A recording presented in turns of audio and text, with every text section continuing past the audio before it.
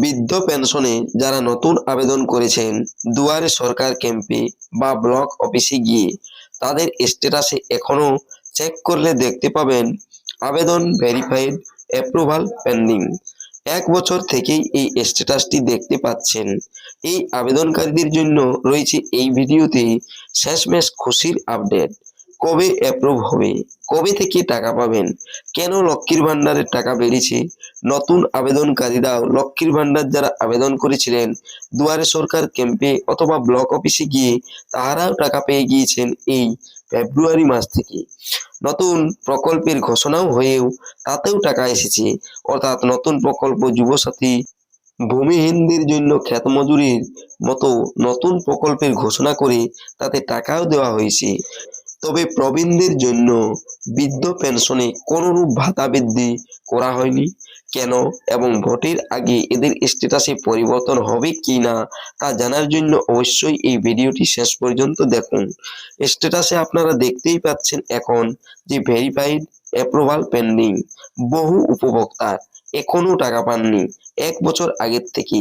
তাদের জন্য কি ঘোষণা হলো? এই বৃদ্ধ পেনশন প্রকল্পটি কেন্দ্র এবং রাজ্য সরকারের যৌথ উদ্যোগে হয়, যৌথ উদ্যোগে টাকা দেওয়া হয়। তবে কিছু ক্ষেত্রে এখনো দেখা গিয়েছে যে বৃদ্ধ পেনশনে অনেক উপভোক্তাকে রাজ্য থেকেও টাকা দেওয়া হয়। তবে এক্ষেত্রে শেষমেশ ঘোষণা হলো, আর মাননীয় মুখ্যমন্ত্রী মমতা বন্দ্যোপাধ্যায় সেটাও আর কি ইশতেহারে বললেন। তাদের জন্য ইশতেহারে বলা হয়েছে যেটা, সেটাই আমি আপনাদেরকে বলছি। বর্তমান সকল উপভোক্তার জন্য নিরবিচ্ছিন্ন বার্ধক্য ভাতার সহায়তা নিশ্চিত করার পাশাপাশি ধীরে ধীরে এই ভাতার সুরক্ষা পরিধিকে আরও সম্প্রসারিত করে সকল যোগ্য প্রবীণ নাগরিককে এর আওতায় নিয়ে আসা হবে। অর্থাৎ যতজন আবেদন করেছেন ততজনেরই এবার অ্যাপ্রুভ হবে। তবে সেটা কবে না, ভোট পর্ব শেষ হবে তারপরেই।